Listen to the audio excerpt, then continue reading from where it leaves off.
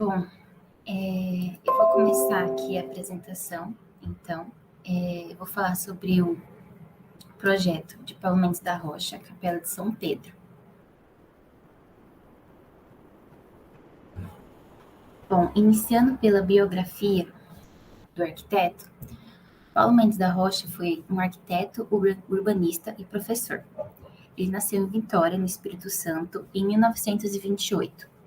Em 1954, forma-se na Faculdade de Arquitetura e Urbanismo da Universidade Presbiteriana Mackenzie, em São Paulo. Ele tem uma formação familiar ligada à reflexão sobre a relação entre engenharia e natureza, pois seu pai era um engenheiro de portos e vias navegáveis, chamado Paulo Menezes Mendes da Rocha, diretor da Escola Politécnica da Universidade de São Paulo, a Poli-USP, entre 43 e 47. Paulo Mendes da Rocha também integrou a liderança de Vila Nova Artigas, com a liderança de Vila Nova Artigas, a chamada Escola Paulista na Arquitetura.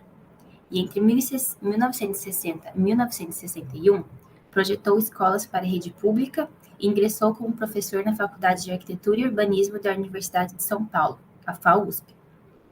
Datam desse período também obras fundamentais de Paulo Mendes da Rocha, como a sede social do Jockey Clube de Goiânia, em 62, o edifício residencial Guaimbê, em 1962 também, e a própria residência, em 1964, no bairro Butantã, ambos em São Paulo. Em 2006, Paulo Mendes da Rocha vence o Prêmio Pritzker, considerado o Prêmio Nobel da Arquitetura.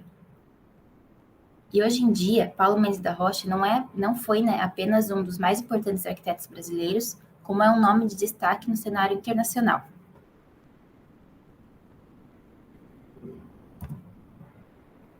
O arquiteto priorizava o público ao privado, não em sentido político, mas acreditando que a obra arquitetônica faz parte de um conjunto mais amplo, que é a cidade, e que, por isso, antes de servir a quem vai habitá-la, deve compor de forma integrada esse conjunto maior, ao mesmo tempo em que serve da topografia e do território da melhor maneira possível, expressando de forma fundamental a integração do homem sobre a natureza e o seu entorno. Tem 3 pontos de Paulo Mendes da Rocha que são importantes. A verdade estrutural, a monumentalidade da técnica e a relação entre construção e natureza. Paulo Mendes da Rocha acreditava que a arquitetura deveria ser crua, limpa, clara e socialmente responsável. Uma frase dele: raciocina-se com a engenhosidade possível. Não se pensa com formas autônomas ou independentes de uma visão fabril delas mesmas. E também, para Paulo Mendes da Rocha, a primeira e primordial arquitetura é a própria geografia do terreno. Aqui estão algumas das principais obras do arquiteto, começando pelo edifício Guaimbê, em 62, o Museu Brasileiro de Escultura, o MUB, em 88, a intervenção arquitetônica na Pinacoteca, em São Paulo, em 93, a cobertura para a Praça do Patriarca, em São Paulo, em 2000, a Capela de Nossa Senhora da Conceição, em Recife, em 2004, e o Museu da Língua Portuguesa, em 2006. Além disso, o Museu do Cais das Artes, em 2008, e o Museu dos Coches, em 2015.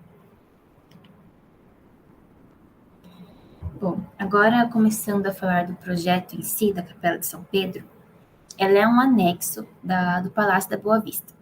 Então, eu vou começar a falar um pouquinho sobre esse palácio, para depois adentrar no projeto da capela em si. Bom, no ambiente paulista, um pouco antes do início da construção desse palácio, existiu a chamada Revolução Constitucionalista de 1932, com importantes enfrentamentos entre as tropas constitucionalistas e as tropas federais, que ameaçaram as fronteiras do estado de São Paulo, obrigando a reforçá-las militarmente. Esses conflitos adquiriram especial relevância no Vale do Paraíba, que é uma ligação geograficamente estratégica entre a capital paulista e a então capital federal, no caso do Rio de Janeiro. E o Palácio do Governo do Estado de São Paulo foi idealizado justamente nesse lugar estratégico no Vale do Paraíba, mais especificamente em Campos do Jordão, perto também da fronteira de Minas Gerais e em um dos pontos mais altos da cidade. O início das obras do Palácio da Boa Vista se iniciou em 21 de abril de 38, foi inaugurado em 21 de julho de 64, em 70 teve as portas abertas ao público, e hoje em dia ele é um marco da cidade, onde ocorre o Festival de Inverno. E também abriga parte da história brasileira do século XX, principalmente dos modernistas. Ele possui 105 aposentos e abrigam obras de arte do modernismo abstrato, com relevância das obras de Tarsila do Amaral. E ele possui um estilo neogótico inglês. Aqui é um esboço simplificado de uma planta, baixo desse palácio, com foco aqui no pátio interno, com essa entrada, que é justamente esse pátio aqui. E aqui se localiza a capela anexa do Paulo Mendes da Rocha. Bom, entrando no projeto em si, a capela foi inaugurada dia 21 de julho de 1889, que se refere a essa foto, que foi feita exatamente no dia da inauguração. Já essa outra imagem, ela mostra Paulo Mendes da Rocha apresentando a maquete dessa capela para o então governador do estado de São Paulo, Orestes Quércia, e a primeira-dama, além de Rada Abramo. Bom, aqui uma ficha breve do projeto, com algumas informações, como a obra, a equipe, também o responsável pela pintura, que é o Glauco Pinto de Moraes, que pintou a figura de São Pedro no corpo dessa capela. Temos também aqui o cronograma, que se iniciou em 1987, e até 1989, onde existiu a inauguração dia 21 de julho. O cliente era o próprio governo do estado de São Paulo, então o governador Orestes Quércia. Em relação à implantação, tem uma passagem do Montaner que exemplifica alguns motivos dessa implantação do Paulo Mendes da Rocha em relação ao Palácio Boa Vista, em que ele diz: desde o início se considerou que essa capela deveria ter uma implantação arquitetônica sugestiva e interessante com relação ao Palácio da Boa Vista, ou seja, que não tivesse perdida ou isolada no palácio e nos jardins. Assim, se decidiu desenhá-la junto à edificação existente, com seu átrio na esplanada de acesso ao palácio e a nave descendente a partir do ponto de contato no lado sul. Essa implantação favorece até mesmo uma circunstância muito atraente, a conexão privada. Um pequeno túnel que, por meio da escada de serviço da ala sul do palácio, leva diretamente ao vestíbulo da sacristia, adquirindo a capela o caráter de anexo do edifício histórico. Volumetricamente aparece transparente para as cristas da montanha sólida e cristalina. Ao ser dedicada a São Pedro, resulta vigorosa, sensível e estruturalmente organizada, enquanto construção votiva por excelência sobre um único pilar. Bom, a capela tem o seu exterior projetado com simplicidade e firmeza e grande claridade nos fundos, porém ela tem essa implantação intrigante. E, na verdade, a relação também do edifício anexo nesse projeto é subvertida, uma vez que o anexo é que ampara o percurso de entrada do edifício principal, e não o contrário. A capela em si, ela se antecipa à fachada do palácio, ao invés de recuar a respeito dele. Então, aqui é um croquis esquemático da implantação, ressaltando essa relação de anexo e edifício. Aqui é uma planta de cobertura da capela e o eixo dela em relação ao próprio Palácio da Boa Vista. Aqui também é um croquis realizado pelo Paulo Mendes da Rocha, em que mostra o átrio da esplanada de acesso, logo ao lado a capela, a ligação pelo túnel ao palácio e o palácio logo ao fundo.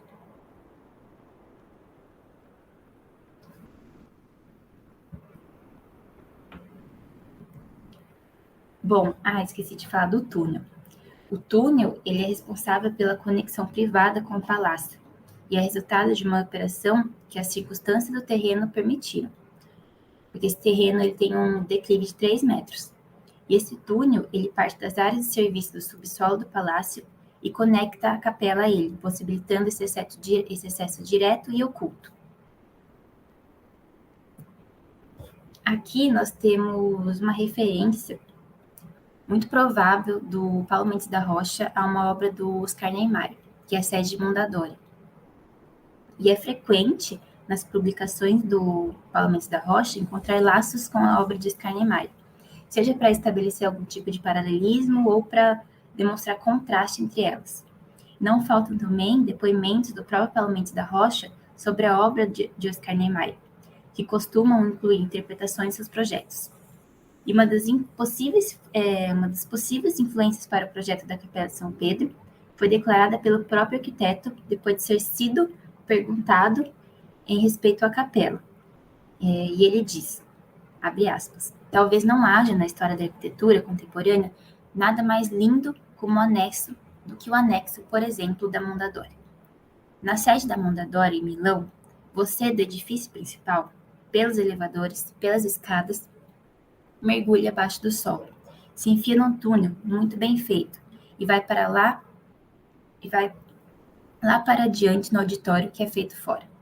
Nesse auditório, você sai para um café que tem um terraço céu aberto, em que o peitoril desse terraço está no nível do espelho d'água, onde você vê o prédio principal refletido na água. Não há anexo mais lindo que esse na história da arquitetura. Fica demonstrado uma influência do próprio Oscar Niemeyer na obra da Capela de São Pedro, em respeito ao túnel que conecta o público privado do palácio até o edifício. Bom, em relação a alguns aspectos de conceito e de partido, eu vou abordar mais à frente a questão do jogo de materiais, dos cheios e vazios, essa relação do exterior e interior presente na capela, a existência desse pilar único e central, o teto plano e opaco, a presença do espelho d'água e a própria figura de São Pedro.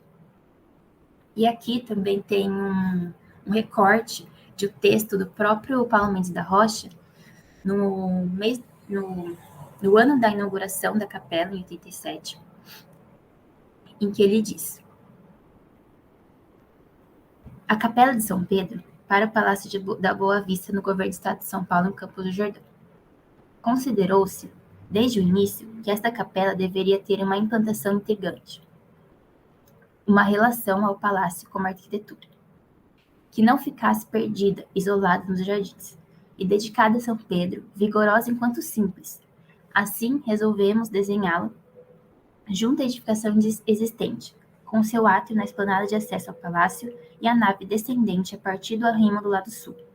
Essa implantação ainda favorece uma circunstância muito atraente: a ligação privativa, pequeno túnel que, através da escada de serviço da ala sul do palácio, leva diretamente ao vestíbulo da sacristia e realiza a capela com seu sentido de anexo, forma história na arquitetura. Que aparece transparente para as cumeiras da serra, sólida e cristalina, organizada estruturalmente enquanto construção votiva por excelência, sobre um único pilar. E aí nós temos uma parte aqui, um desenho que já foi mostrado anteriormente da implantação, mostrando o átrio da esplanada de acesso ao palácio, com a capela. E aqui um pequeno recorte de um corte esquemático, que eu vou mostrar mais adiante também nos próximos slides. Aqui também são croquis do próprio arquiteto, que demonstra uma planta baixa dessa capela. Aqui nós temos essa nave descendente que ele cita no texto, esse pilar, que é o único pilar por onde a capela, na verdade, por onde o projeto da capela nasce em si, a geometria da cobertura irregular, aqui o pequeno corte com essa massa de concreto da cobertura, a presença desse pilar central, a nave descendente e o próprio coro. E aqui uma figura de cheios e vazios, que demonstra exatamente essa cobertura e essa nave, refletida no espelho d'água, que nós vamos ver também mais adiante. Bom, vou iniciar agora aqui a localização dos espaços da planta. O pavimento principal é o pavimento superior e, na verdade, a entrada se dá por ele também. Aqui nós temos a entrada do edifício pela Praça do Palácio, pelo átrio de acesso. Aqui nós temos o vestíbulo, então a pessoa entra por aqui ou por aqui, passa pelo vestíbulo e já acessa essa nave descendente. A nave descendente tem acesso ao coro e tem acesso ao altar. Também tem essa escada que desce ao pavimento inferior, se dá logo ao batistério, que leva ao vestíbulo e a sacristia. Aqui temos a passagem, espelho d'água exterior, espelho d'água interior, e aqui o pátio do batistério. Bom, esse edifício, ele se posiciona num desnível de 3 metros. Então, entra-se pela essa parte mais alta mesmo, e depois, onde os planos de vidro têm menor altura, e depois desce até onde os planos de vidro têm maior altura, se encontram logo com o espelho d'água. A nave única da capela é constituída de apenas uma viga inclinada, e a decisão de fazer com que essa nave desça é resultado da exigência de garantir aos fiéis, que estão sentados aqui nessas plataformas, a visão direta ao padre, permitindo acesso a partir desse nível mais elevado, diretamente da praça. O piso da nave e o altar formam um volume único escalonado em plataformas, que circundam esse pilar central, e o coro é acessado através do primeiro degrau da nave, localizado aqui, que está em um nível um pouco mais elevado que a própria nave. Ao lado do altar, uma escada leva ao batistério mais abaixo. Essa escada aqui que leva ao batistério mais abaixo. A parte inferior do edifício. Nós percebemos que nessa implantação, né, nessa planta, ora o coro abraça o pilar, ora a tangencinha ele é reta, ora se inclina, e ora o percurso para descer o batistério rotaciona em torno do pilar, ora é retilíneo, e como resultado final, esse jogo de combinações de curvas e retas é uma combinação de ambos os traços. Essa planta, ela se define como uma planta muito complexa, porque não apenas retoma o conflito de São Pedro, como dá também um passo à frente. Do batistério, que se encontra aqui no nível inferior, um piso estreito com uma passarela, que se encontra aqui, leva a sacristia, que é essa área aqui, que está localizada atrás exatamente do muro de arrimo. Bom, aqui é uma planta de cobertura, em que a gente vê que a cobertura, na verdade, não é essa laje maciça e compacta, ela é tomada de vigas perpendiculares, opacas, na verdade, não opacas. E o Comas também já observou que a planta da Capela de São Pedro pode se inscrever em um octógono regular, assim como a cobertura.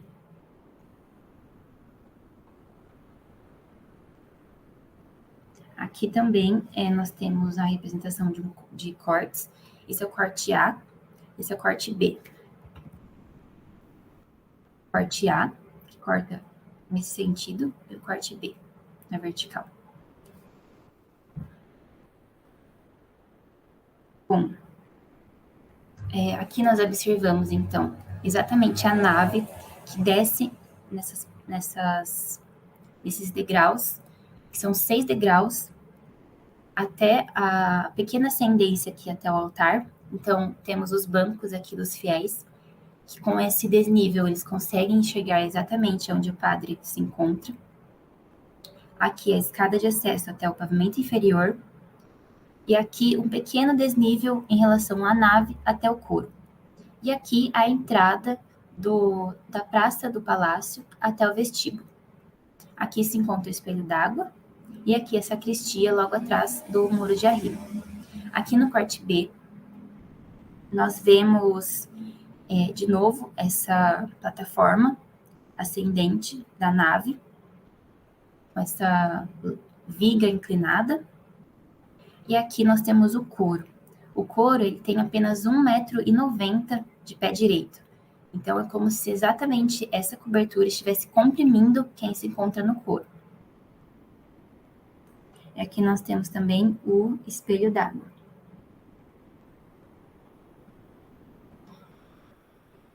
Bom, a Capela de São Pedro, ela é alheia a qualquer padrão de igreja. E pode parecer resultado de exigências irracionais, mas ela é muito complexa. Aqui nesse croquis nós também percebemos a grande continuidade visual dessa capela, como se o exterior fizesse parte do interior. Porém, em alguns pontos, essa vista é tampada por esse pilar, propositalmente. É como se o projeto nascesse desse pilar. Em algumas partes, em alguns pontos específicos, você não tivesse acesso à vista externa. Mas de fora é como se tudo fizesse parte de uma coisa só. Aqui nós temos as imagens internas da capela. Então aqui nós temos o batistério, o espelho d'água. Aqui nós temos a pequena passarela que ela se afunila e vai até o vestíbulo, a sacristia, logo atrás desse pilar. Aqui é a viga que pertence ao coro, com a única pintura existente no projeto, que foi feita exatamente aqui embaixo do coro. São 2 passagens de São Pedro. Aqui, a escada, ela se separa um pouco, como se fosse uma junta de dilatação desse piso. Ela sobe e também do coro até entre a nave e o coro também possui essas juntas de dilatação, porque estruturalmente elas não poderiam ser coladas. Devido à existência desse único pilar central, essas estruturas não podem ser encostadas para não haver a compressão dessa estrutura. Então, na capela toda existem algumas dessas juntas de dilatação, mas por uma questão estrutural mesmo. Aqui tem outra. Aí aqui nós temos a nave inclinada. Aí aqui ela começa a subir nas plataformas, com os bancos, o espelho d'água e aqui o pilar central, de 3 e 10 metros de diâmetro. E aqui também dá para perceber o pé direito de 1,90 m do coro, como se o teto mesmo fizesse a função de comprimir quem está localizada nesse coro.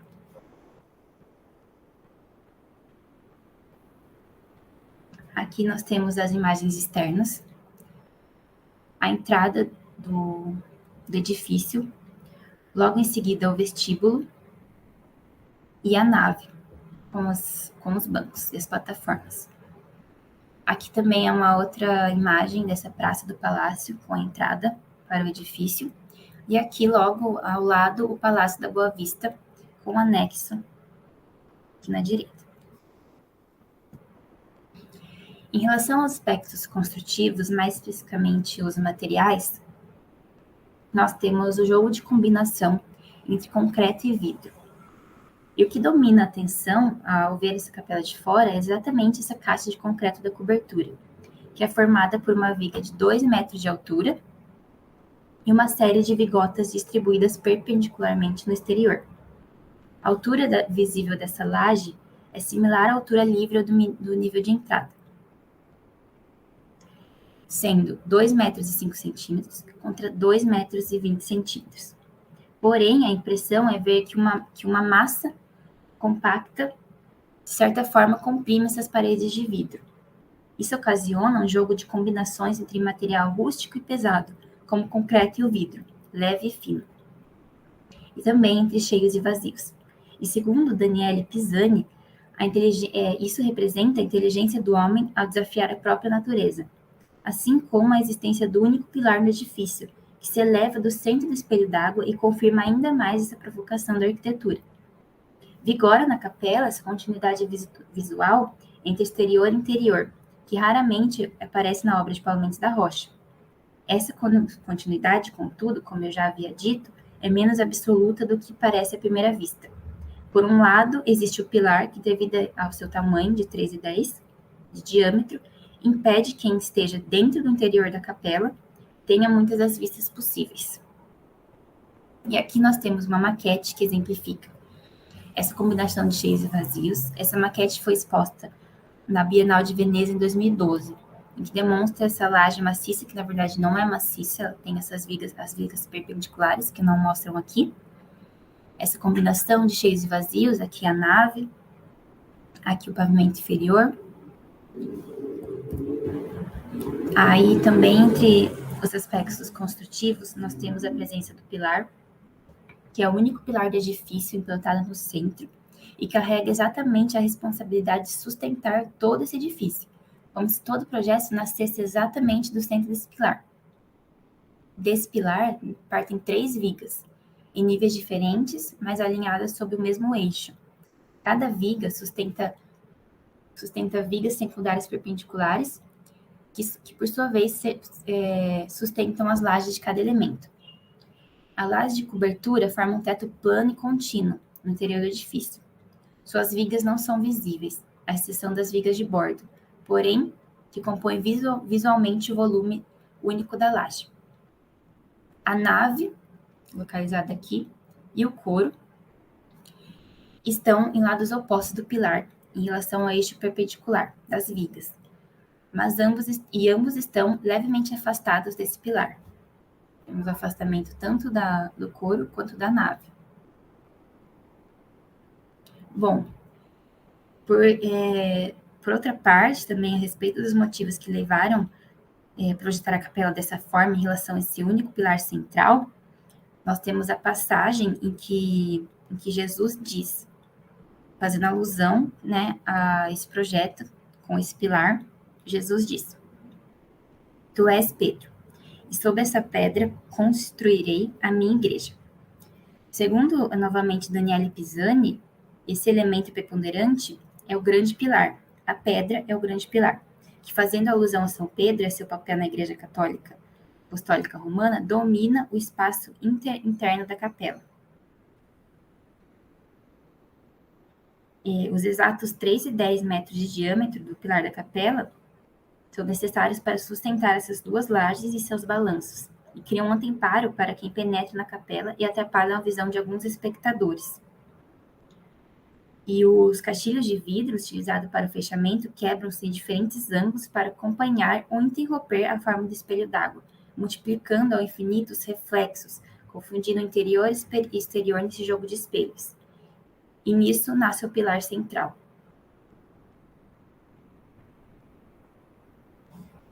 Aqui nós temos, então, essa imagem interna, que mostra exatamente esse pilar, e aqui de fora, uma outra imagem que também dá para ver a dimensão desse pilar, né?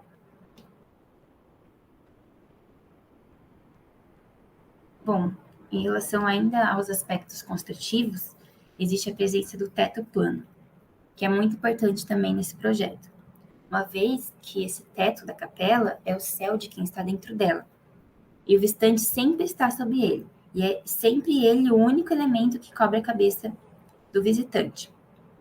O teto da capela parece meio difícil de ser entendido.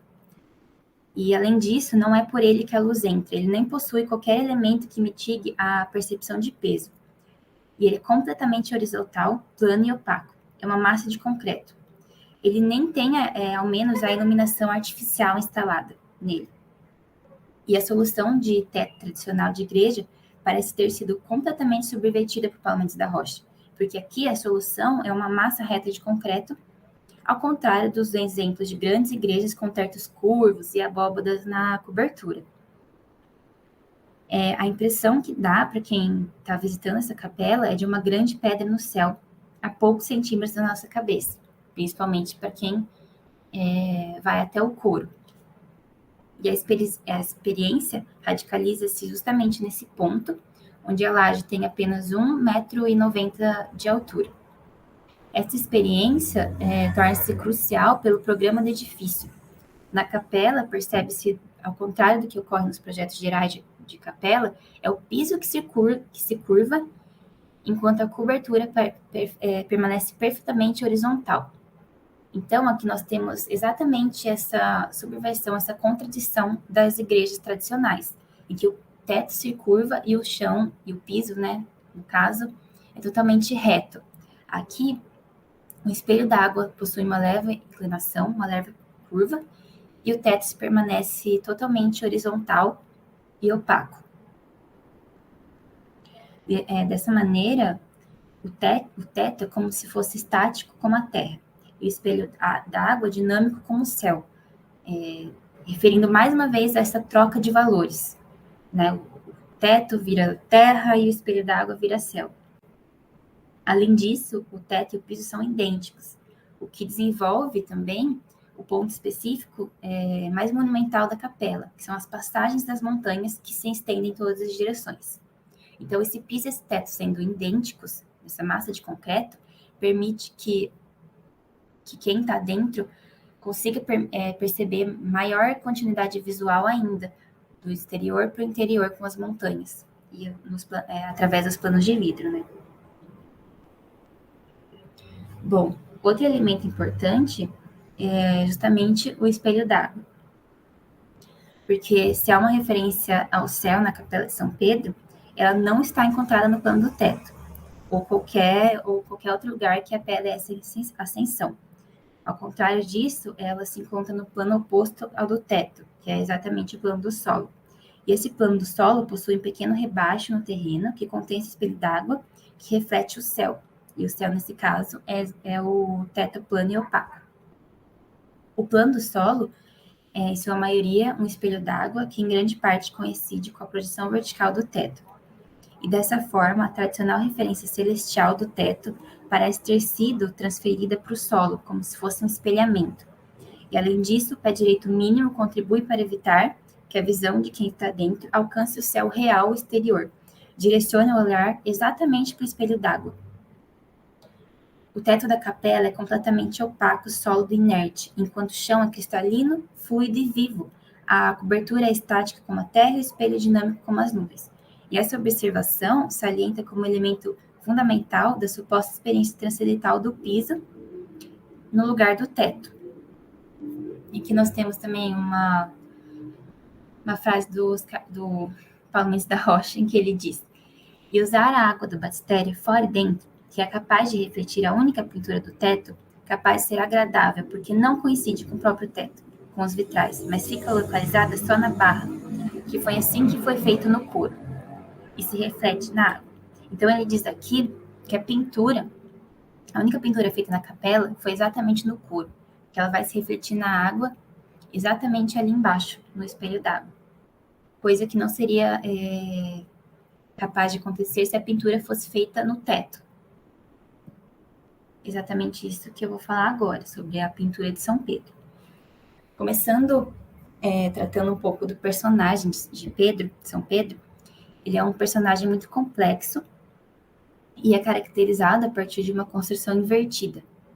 Ele aparece no Evangelho de São Mateus como um discípulo ideal, mas ao recorrer da trama ele vai evoluindo e contrariando as expectativas positivas em relação a ele. E tal processo é evidenciado em suas posições dúbias e contraditórias, em alguns momentos e em outros, em posturas de explícita confrontação com Jesus. E essa ideia de Pedro se evidencia na capela pela complexidade, confrontação, inversão, involução e direção contrária, que parece ser tanto parte do discurso da capela como de Pedro. Em relação à pintura, na parte inferior do coro, se tivesse sido realizada no teto, a nave impediria, em grande parte, o reflexo dela no espelho d'água, o que acontece plenamente no inferior do coro. Desta forma, o espelho d'água pintado pelo reflexo adquire mais uma vez propriedades características de teto tradicional. E surgiu do próprio Paulo Mendes da Rocha a proposta de que fosse realizada essa pintura pelo pintor Glauco Pinto de Moraes. E a escolha foi importante e, segundo as palavras do arquiteto, foi pelo seguinte motivo. A pintura no teto, cuja forma, pela história, não se presta muito, mas o coro, que é uma viga, é um espaço confinado, como se fosse essa mesa, porque o coro é uma tábua para 2 filas de cantores, presa naquele pilar. Dessa forma, Glauco Pinto de Moraes pintou São Pedro em 2 momentos. Um quando ele foi crucificado, como ele foi crucificado, de cabeça para baixo, em outro momento da vida. ele não deixaria essa oportunidade escapar. E segundo ele mesmo, em suas palavras, ele tirou partido das dimensões alongadas do painel, pintou 2 imagens do santo padroeiro, lembrando 2 momentos marcantes da vida de Pedro. Uma como chefe glorioso da igreja, tendo nas mãos simbólicas chaves, e outra do santo martirizado e crucificado em Roma, de cabeça para baixo. São essas 2 únicas pinturas presentes no edifício, demonstrando a característica que ele dá para esse espelho da água, para esse solo, de teto. Na verdade, reflete essa pintura que existe no coro. Bom, para encerrar, tem aqui uma passagem também de uma entrevista que o próprio Paulo Mendes da Rocha diz, abre aspas, e por que não a imagem de Pedro, com as pedras, e sobre esta pedra construirei a minha igreja, e as águas do batismo, e etc. Está tudo lá. Um pilar só que sustenta o coro, sustenta a capela, eis a pedra. E com isso surge a capela de São Pedro, com a questão do batismo lá embaixo. Eu fiz um túnel, então, que liga, porque quando nós estamos falando das festas, é evidente que o palácio recebe sacerdotes de alto nível, bispos às vezes. Recebe no palácio, depois desce para a sacristia e surge na igreja. Fica uma questão interessante de imaginar. O coro, que é lá no alto. Uma capela não costuma acertar-se pela escala. Com essa disposição vertical que foi dada, é possível pôr aquele coro em que os meninos ficam com a cabeça quase encostada no teto e cantam lá em cima. É muito interessante. E usar a água do batistério fora e dentro, que é capaz de refletir a única pintura do teto, capaz de ser agradável porque não coincide com o próprio teto, com os vitrais, mas fica isolada só na barra, que foi assim que foi feito no coro, e se reflete na água. Eu acho que a igreja ficou muito divertida para mim mesma. Então ele fala aqui de todo esse jogo de contradições entre teto e piso, e essa pintura que foi feita no piso, mas se reflete, que foi feita no interior do coro, mas se reflete no espelho d'água, que dá essa ideia de céu, de teto. Ele também fala do túnel, que liga essa conexão privada e pública da capela até o edifício. A nave descendente, que tem todo esse jogo de ângulos também. E aqui ele termina dizendo que a capela não é isso nem aquilo, é tudo ao mesmo tempo. E por hoje é isso. Obrigada. E aqui estão as referências bibliográficas.